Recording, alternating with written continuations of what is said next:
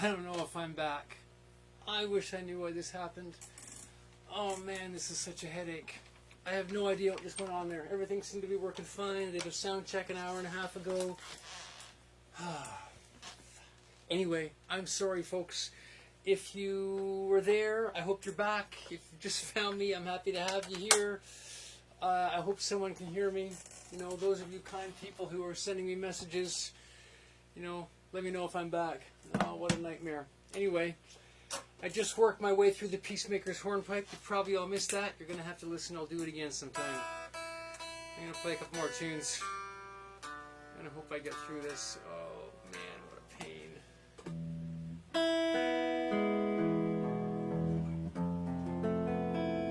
Yeah, so, in case this is working, let's hope this is working. I just played the Peacemaker's Hornpipe with a special shout out to Fred and Catherine. There's a message from Catherine. Thank you, Catherine. Thank you, all my friends. Oh, I'm so sorry. Honestly, folks, I spend a lot of time every week working on this and trying to make sure everything's working. I feel like I'm cursed. Anyway, I got a couple more tunes. I don't know how much you missed, how much you caught. That was, yeah, I played a tune by Roddy Elias. I was going to play a tune by myself. I might get to that. I might run out of time.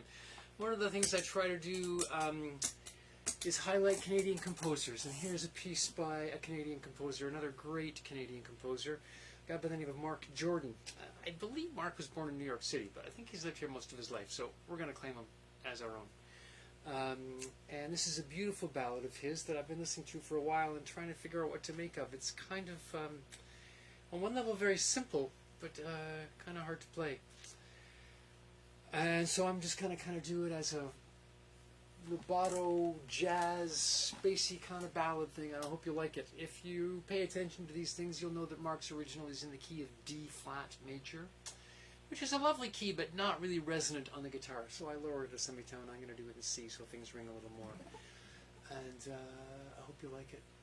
And yeah, this is by Mark Jordan, and it's called Best Part of My Life.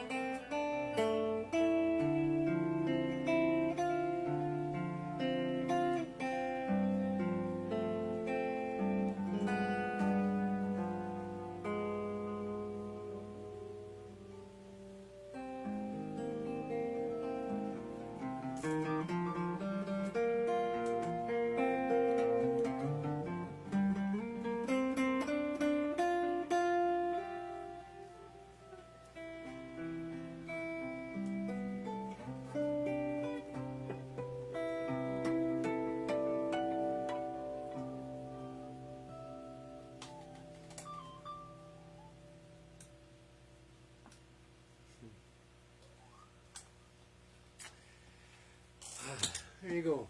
A little bit of Best Part of My Life by Mark Jordan. Oh man, as if life's not enough of a ringer without going through these kind of tech troubles. I hope I'm back, and I hope you're getting this. I'm gonna go a little overtime and play all the tunes I planned, and I hope that's okay. And yeah, thanks for your patience. Thanks for listening.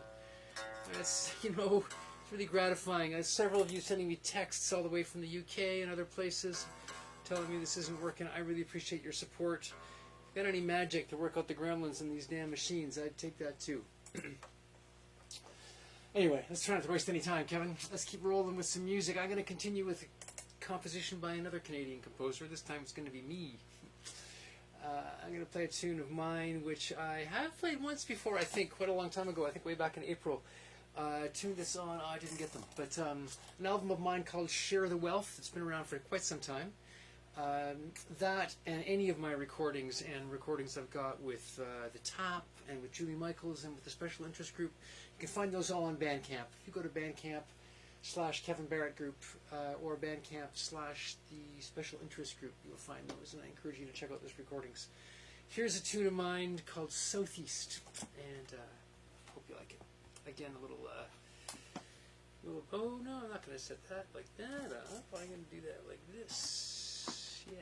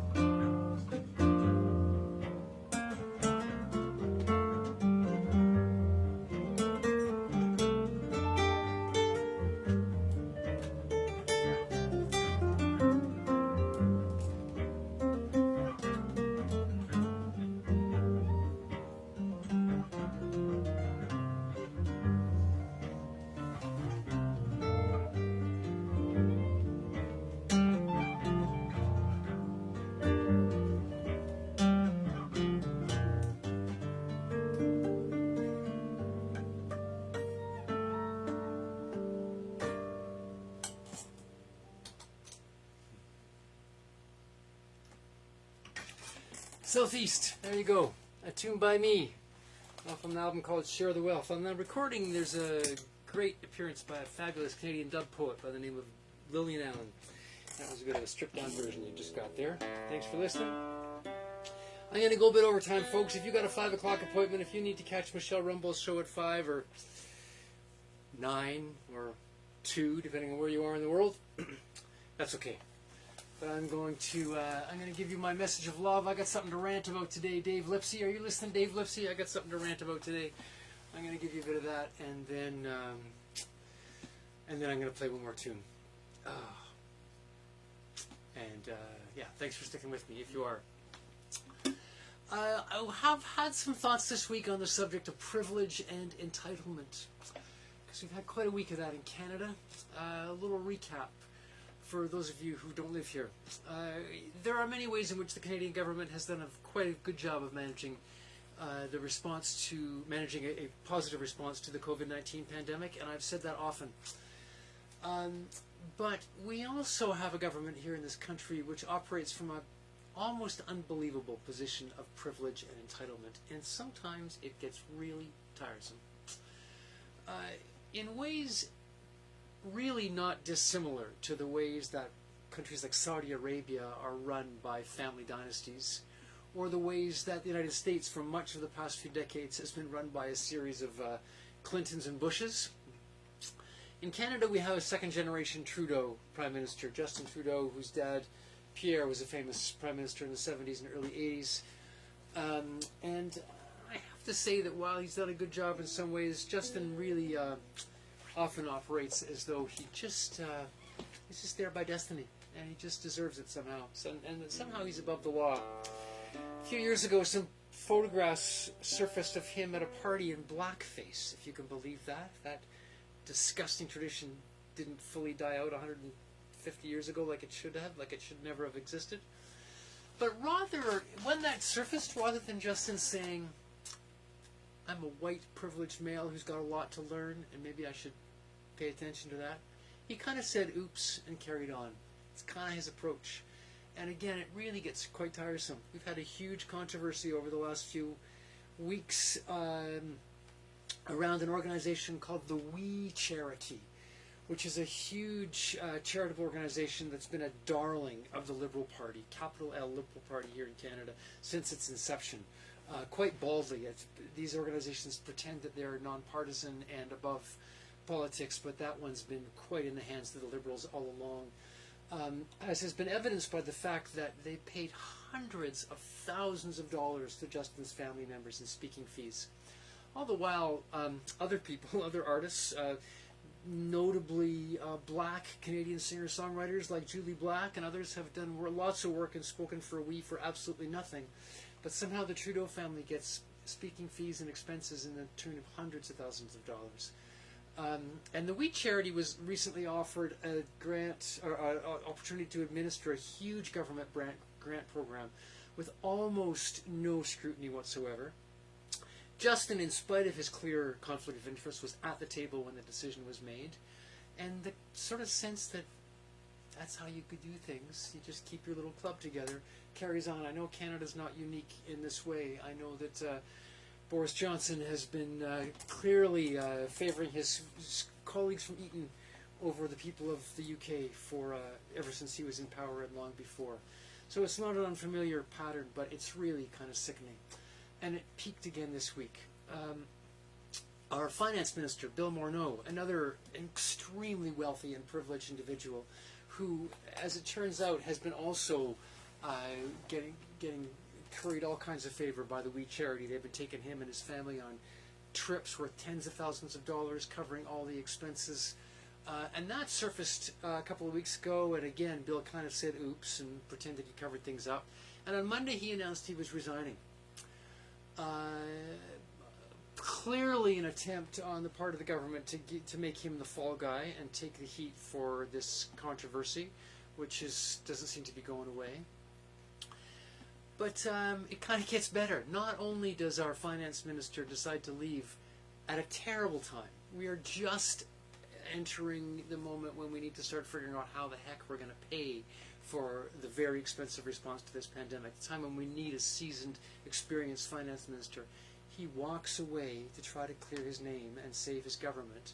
And not only does he walk out at that time, but he announces in the very news conference where he's resigning that he'd like to apply for the job as the Secretary General of the Organization for Economic Cooperation and Development, the OECD. Who does that? What level of privilege and entitlement makes you think that you can walk away from a really important job at the peak of a crisis and try to line yourself up a nice plum job living in Paris working for the OECD? So my heartfelt request to the OECD is to hire someone else. Don't let this kind of privilege continue. And to all of us who live in Western democracies, let's stop kidding ourselves that these political structures are somehow open to everyone. We know how they operate, and maybe the kind of bald patronage and nepotism that tends to run these systems might be something that we can move away from. They really haven't gone away in the world of liberal democracies. They've just, nepotism and patronage just become a little more sophisticated. But maybe as we try to build solidarity and equity across communications, generations, and borders, we can move beyond that kind of entitlement and privilege. That's my thought for the week. There you go. Okay, one more tune. Again, in my tradition of choosing a tune from the 70s or 80s and building a loop and playing out. This is a tune by a great pop band, an English pop band, still around, amazingly. The Stranglers. They've been around for decades, came out of the punk movement. And I just learned recently that Dave Greenfield, the keyboard player and the key composer of this tune I'm about to play, died of heart trouble and complications from COVID-19 in early May. So yet another artist that we lost to this godforsaken pandemic. When are we going to get through this? And this tune peaked at number 2 on the UK singles chart, I believe, in this very week in 1982. So if you remember that, or if you have reason to mark that, here's my attempt at a Stranglers tune called Golden Brown. And in case you're interested in a music lesson, this one's kind of fun. It's kind of a waltz in 6/8 time, but in the B section, every fourth phrase is in 4/4 instead of 6/8, just to keep you on your toes. So, Golden Brown. Here we go. And I should tell you, it's in this very out of tune kind of B flat minor sharp. I think they sped the tape up to get the right feel when they recorded it. I'm going to do it in B minor because it's a bit easier. Here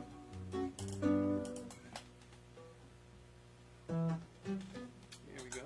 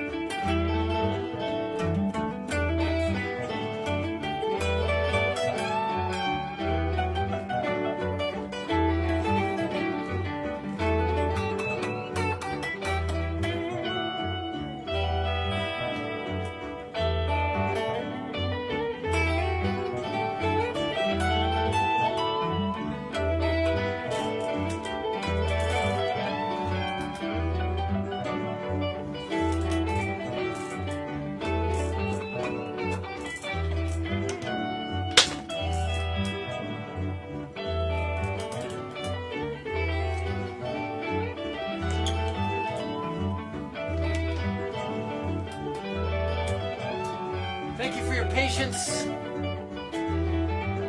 I love you. I miss you. I'll see you soon.